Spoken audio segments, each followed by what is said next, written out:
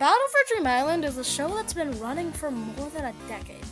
Across its 16-year span, it's had over 110 episodes released as of today. With so many episodes, some are bound to be better than others. So today, I will be ranking every episode of BFDIE. But I'm not going to do it all at once. No, I'll release a video for each season, going from the first season all the way to BFDIE and Teapot. Hopefully by the time I'm done making a video for every other season, Teapot will have finished and I can make a video on it. But I'm not just going to be ranking these episodes purely by my opinion. I'll be using a scoring system for each episode, giving a score from each category out of 10. The categories are writing, which will be 60% of the score, animation, which is 30% of the score, and audio, which is 10%. A good episode will have all of these qualities, so your brain, eyes, and ears will have a good time. Lastly, this video is inspired by a Woken video Mario Kart tracks, and especially the Brooks 2000s video, also on BFDIE. I'll link both of their videos in the description, if I remember.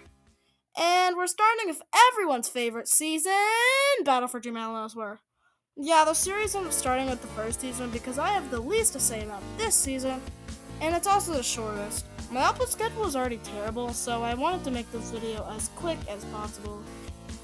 Without further ado, let's get into the first episode of BFDIE. I'm not accounting for what happened around the episode's release for obvious reasons, but I think when Jack and Jelly hype farming the 100th episode just for it to be this was pretty funny. But what I think of the episode itself? Well, it's alright. I think marketing this as Season 6 was a little misleading, as this episode feels like a spin-off, but I did not take this into account when I was rating it, and without taking that into account, this episode is just okay. I did laugh at some of the things I've rewatched, like how Hot Dog is determined to climb this absolutely treacherous tower, and then gets eliminated for this, but there's not too much special going on. It's to be expected from a semi-spinoff, but it is just okay. The animation is also just the classic BFDIE style, but I do really like that style, so I gave it some bonus points. Overall, it's just an alright episode to start a usually better season. Wow, this episode was quite the improvement. There were a lot of jokes I laughed at this time, and it's really nice to see this season not trying to be too much. The challenge is to collect balls, and it's actually really fun. Every character does something different, and I like every single thing they do. I especially like how David climbs a mountain and jumps into a bottomless pit for one golden ball. Toothpaste immediately warming up the throat with no character development was pretty funny, but I think it is also down to just lazy writing, so I did take off a couple points. I also like how he just decides Rose is his enemy now and tries to kill her. The reason the writing score is low is because Money and Dee just have nothing to do until the end. I get this as their strategy, but it comes off as lazy.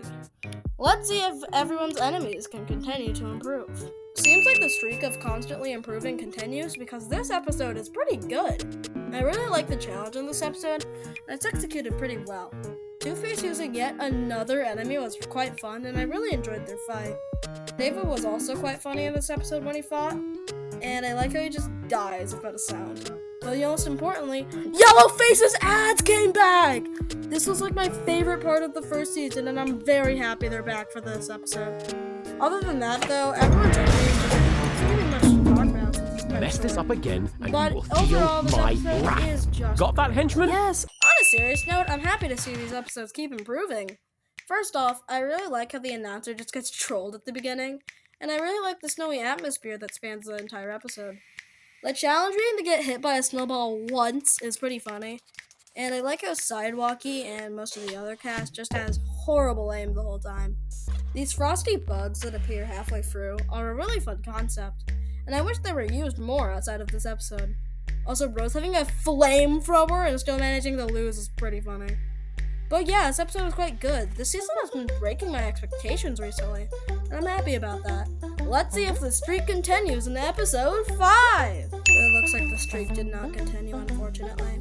I don't know why, but this episode just felt kind of weaker for me in general. I think the reason for that is the 3 challenges go by way too fast, and they are a little boring in premise. Ruler and Toothpaste being safe for both dying is really dumb, and it was just weaker than the previous episodes.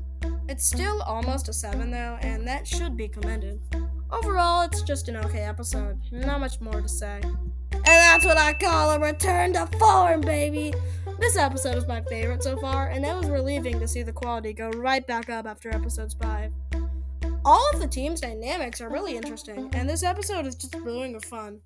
I especially love Sticker Line the Beach Ball for most of the challenge, and Toothpaste trying to kill Jamie the whole challenge. Sidewalky's sheer anger at David is just kind of funny to watch. And we can't forget the standout character, Money.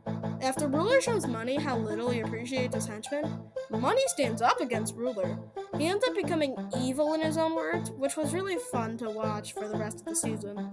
The reason the audio score is so low is because Needy's line about trying is delivered really poorly, and I'm not the biggest fan of Money's voice overall. However, this episode is great, and I wished it was talked about more, along with BFDIE as a whole, to be honest. Another pretty good one. The budget cuts recurring joke coming back is awesome, and this episode as a whole is just pretty great. The challenge is to receive a specific object from the ocean, and about half of the objects initially seem just impossible to achieve. Like a specific grain of sand? What? The main reason the writing score is so high is because of the fish monster. It causes a lot of havoc and makes it a lot harder to guess who will lose. The episode would get an 8 for that, but Fern acts a bit out of character at the end. Him causing Toothpaste to lose is really dumb, especially since he fought Sidewalky would have gotten out anyways. I took a half point off for this, but honestly it's not bad. Rip Toothpaste though, he's my favorite character. I don't have a lot to say about this one, but this episode was just pretty good. It has a lot of references to Season 1 BFDI, and if you know me, you know I love my references. Additionally, Sticker trying to help out his friends is really sweet, even if he caused one of them to get out in the end. I love how Money's speaker box is actually nice to the contestants, as it differs from the actual Money and gives the two some fun interactions. Overall, this episode is just extremely fun and enjoyable. I loved it a lot. This may be a hot take, but I really loved this episode and I have a lot to say about it. First of all, the challenge is great. It's an idea that's been done for every Season Plus challenge, but I still love it a lot. The way it's executed removed the focus from the individual challenges so the entire episode can focus on the plot with Money.